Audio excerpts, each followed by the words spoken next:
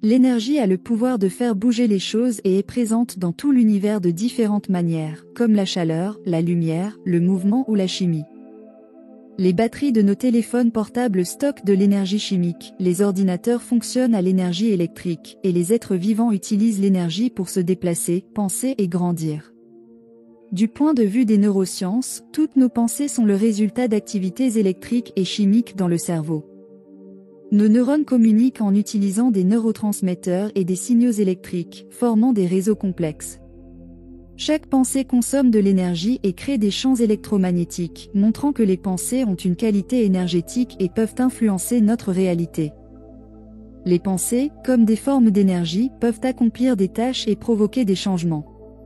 Cela s'inscrit dans l'idée que nos pensées peuvent influencer notre état mental, physique et même notre environnement, grâce au pouvoir de l'intention et de la concentration. Nos pensées sont puissantes et peuvent influencer nos choix et actions à travers des mécanismes neurologiques complexes. Le cerveau, en tant que centre de traitement de l'information, interprète et évalue constamment nos pensées. Ces pensées, sous forme de signaux neuronaux, déclenchent des réponses dans notre corps et notre comportement. Par exemple, une pensée axée sur des objectifs peut activer des parties du cerveau liées à la planification et à la prise de décision, conduisant à des actions qui réalisent ces pensées. C'est pourquoi les pensées sont des précurseurs du comportement. Des pensées positives peuvent encourager une attitude proactive, tandis que des pensées négatives peuvent mener à la procrastination. Cela montre comment nos pensées façonnent notre comportement quotidien et influencent toute notre vie. Du point de vue de la physique quantique, les pensées peuvent être considérées comme des formes d'énergie qui émettent des fréquences spécifiques. Ces fréquences peuvent résonner avec celles d'autres personnes, influençant les interactions humaines. Par exemple, une personne avec des pensées positives peut attirer d'autres personnes ayant des fréquences similaires, facilitant les rencontres et créant une énergie positive. De plus, nos pensées influencent notre perception et nos réactions vis-à-vis des autres. Imaginez que vous êtes en réunion de travail et que vous rencontrez quelqu'un de nouveau. Si vous pensez que cette personne est intelligente et sympathique, il est plus probable que vous vous intéressiez à elle, prêtiez attention à ce qu'elle dit et valorisiez ses idées. En revanche, si vous pensez que cette personne est hostile et stupide, il est plus probable que vous l'évitiez, ne prêtiez pas attention à ce qu'elle dit et la voyez comme une menace. Par conséquent, nos pensées ont une influence directe sur nos interactions avec les autres. Des pensées empathiques et compatissantes peuvent améliorer nos relations, tandis que des pensées critiques et négatives peuvent les nuire. Nos états mentaux internes jouent un rôle fondamental dans la formation et le maintien de nos relations sociales. Mais nos pensées n'influencent pas seulement nos actions et interactions, elles façonnent également notre perception de la réalité. La façon dont nous interprétons les événements, nos réactions aux situations et notre vision du monde sont influencées par nos pensées. Par exemple, dans certaines cultures, la mort est vue comme une transition vers une autre vie, tandis que dans d'autres, elle est considérée comme la fin de l'existence. Cette différence de croyance affecte la manière dont les gens réagissent à la mort de leurs proches. Ceux qui croient que la mort est une transition tendent à la voir comme un événement positif. En revanche, ceux qui croient que la mort est la fin de la vie tendent à la voir de manière négative, ressentant tristesse, colère ou peur. De même, les personnes qui croient en leur capacité de réussir ont plus de chances de réellement réussir.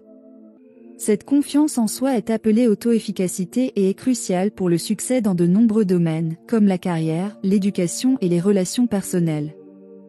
Ainsi, nos pensées sont la source de notre réalité vécue, dictant notre expérience de vie dans son ensemble. Elles façonnent notre réalité mentale et physique, influençant notre vie, nos réactions aux événements et notre interaction avec le monde. Cela montre le pouvoir des pensées dans la création de notre expérience de vie.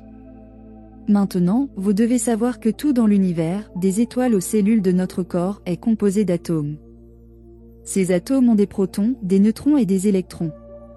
Les ions, qui sont des atomes chargés électriquement, sont fondamentaux pour les processus biologiques, comme la transmission des signaux dans les neurones. L'ADN, présent dans chaque cellule, montre la complexité qui émerge de ces structures simples. Il code les instructions pour le développement et le fonctionnement des êtres vivants. Cela révèle comment le monde invisible des atomes et des molécules façonne le monde visible.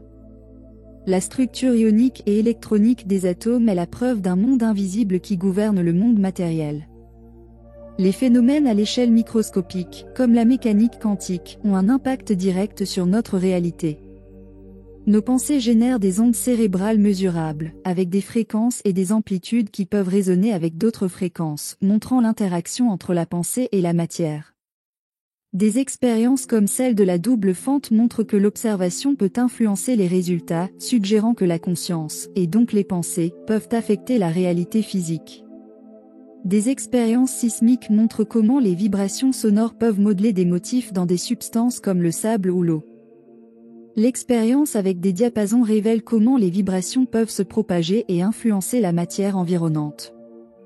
Ces phénomènes illustrent comment les fréquences et les vibrations, similaires à celles générées par nos pensées, peuvent affecter la matière.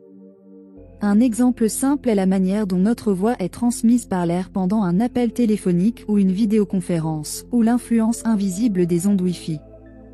La musique est également une forme de transmission d'énergie. Lors d'un festival, par exemple, la musique peut faire vibrer notre corps et nous donner une sensation de joie, de bien-être ou de connexion à quelque chose de plus grand. La neuroscience et la physique quantique montrent que la manifestation mentale est un phénomène physique et chimique, pas seulement spirituel. La manifestation mentale commence par une détermination ferme à suivre une discipline en accord avec nos intentions les plus profondes. Cette discipline, loin d'être une limitation, est en réalité une expression de notre volonté la plus authentique. C'est un engagement actif envers nos objectifs, qui exige un focus et une détermination constants. Ce focus ne consiste pas seulement à penser positivement, mais est une pratique rigoureuse qui façonne nos pensées, croyances et, par conséquent, notre réalité. La force de volonté n'est pas innée, elle se développe et se renforce à travers la pratique répétée et l'engagement envers nos objectifs. Nos pensées et notre volonté ont un impact direct sur notre chimie corporelle. Lorsque nous nous concentrons intensément sur un objectif, notre corps réagit en libérant des hormones et des neurotransmetteurs qui facilitent l'action et la motivation. Par exemple, en nous concentrant sur un objectif de succès ou de progrès personnel, notre corps peut produire plus de dopamine, une hormone associée au sentiment de récompense et de plaisir. Cet accroissement de la dopamine renforce notre désir d'agir et de persévérer, alimentant notre cycle de manifestation mentale. En adoptant une discipline guidée par notre volonté, nos actions et choix quotidiens commencent à se transformer. Cette transformation n'est pas instantanée, elle se produit graduellement, à mesure que nous ajustons nos comportements pour les aligner avec nos intentions.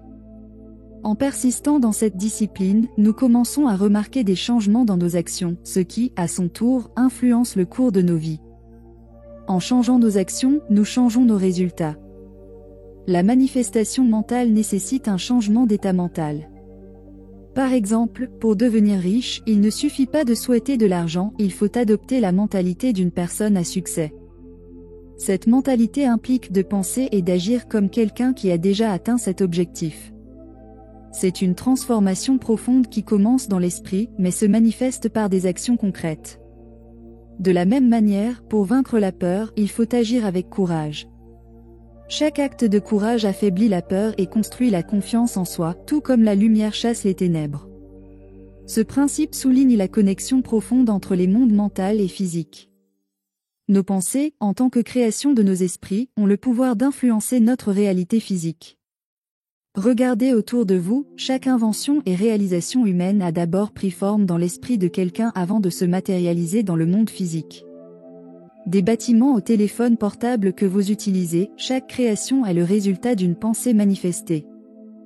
Un aspect crucial de la manifestation mentale est la persévérance face aux obstacles et aux échecs. Chaque échec doit être perçu non comme une fin, mais comme une étape nécessaire vers le succès.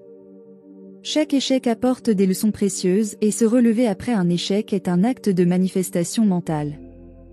Il s'agit d'embrasser l'échec comme une partie intégrante du processus de réussite.